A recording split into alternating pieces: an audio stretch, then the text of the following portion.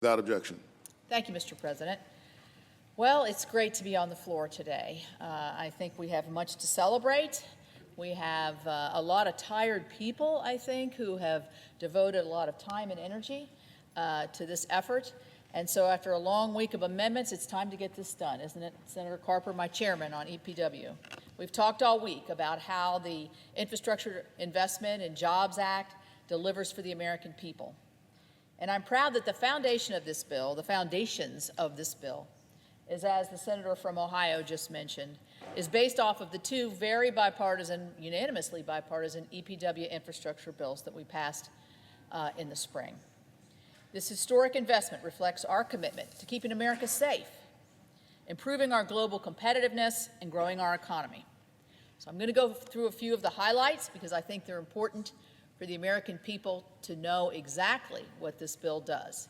It provides $303.5 billion over 5 years for federal highway programs, a 35% increase from the last bill. There is a new $2 billion rural surface transportation grant that will dedicate resources to the Appalachian Development Highway System that runs through many of our states and other critical projects across rural America. Combined, the overall package includes $40 billion in dedicated resources for bridges, the single largest investment in bridge infrastructure since the construction of the interstate system. I'm from a small state, but I got a lot of bridges. And unfortunately, a lot of them are not in the best condition. This will be a monumental improvement in what I see every day in my state. The bill authorizes $35 billion for water projects across the country with a focus on upgrading aging infrastructure. This is the bill that we passed out of our EPW committee. It invests in innovative technologies and provides assistance to rural and low-income communities to help them keep their water safe and clean. This package represents the largest investment in clean drinking water in our nation's history. That's something that I think we can all be proud of. There's funding for broadband, essential to this 21st century economy, education, tourism, healthcare, all the things we've realized that broadband brings us and how important it is for each family and each business to have it. Ports, airports, locks and dams. Funding for the Corps of Engineers will improve our water resource infrastructure, facilitating the movement of goods and mitigating flood risks. Reauthorization of the AML program will provide billions of dollars to clean up abandoned mine sites. It's important in our state. Pennsylvania's got a lot of them too. We're fighting against climate change and we're cleaning up our environment.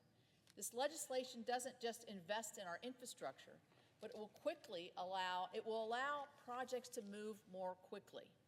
Far too often, infrastructure projects are delayed because of the expensive and arduous environmental review and permitting process. An environmental impact statement under the NEPA Act for highway projects takes an average of 7 years. Think about how long that is and how much more money that costs. The highway bill unanimously approved by our EPW committee includes numerous project delivery provisions to provide a more efficient, predictable process. Notably, it codifies one federal decision. One federal decision for highway projects would establish a 2-year goal for completing environmental reviews. This isn't skirting the environmental process. This isn't running roughshod over it. This is putting a time clock on it. Let's move it. Require predictable schedules coordinated by agencies and requires a single environmental document with concurrent reviews, providing accountability and transparency. The EPW bill that we passed makes other common sense reforms like allowing states to be reimbursed for early utility relocation necessary for a project while the process is ongoing. Additional provisions in the broader legislation will extend the Fast 41 permitting reforms that Senator Portman is very instrumental in to help us build other types of infrastructure more efficiently. The reforms and investments this bill makes aren't just for now, but for the next generation.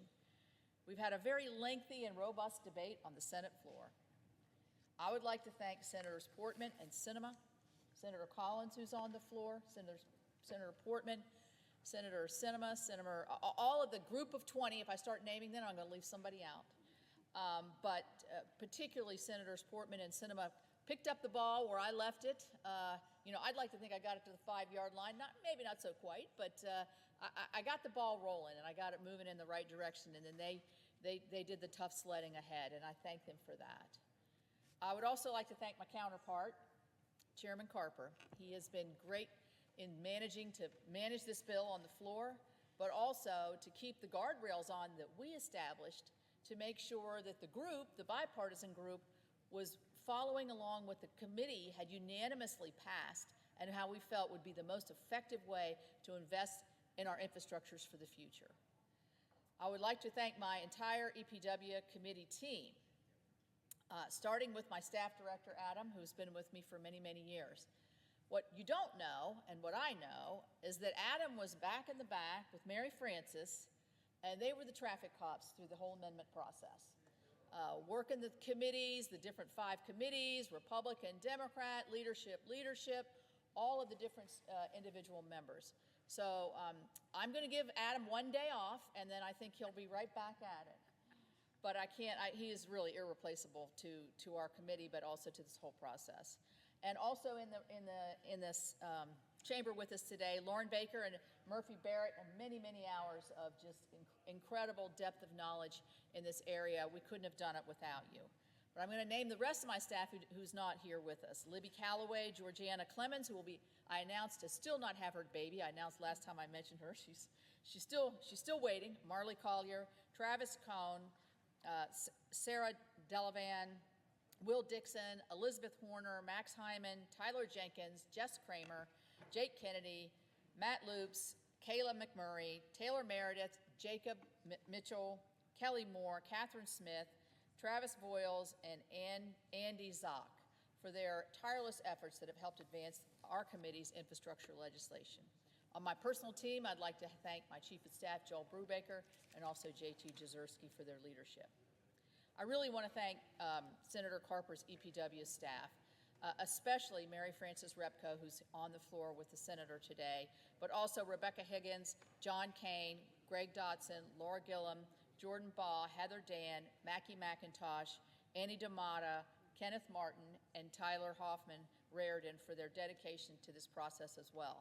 I will say, under Mary Frances's leadership and Adam's leadership on my committee, I think they have demonstrated to many committees, and certainly to us as the chairman and ranking member, that you can have conversations, communications, and you can work things out.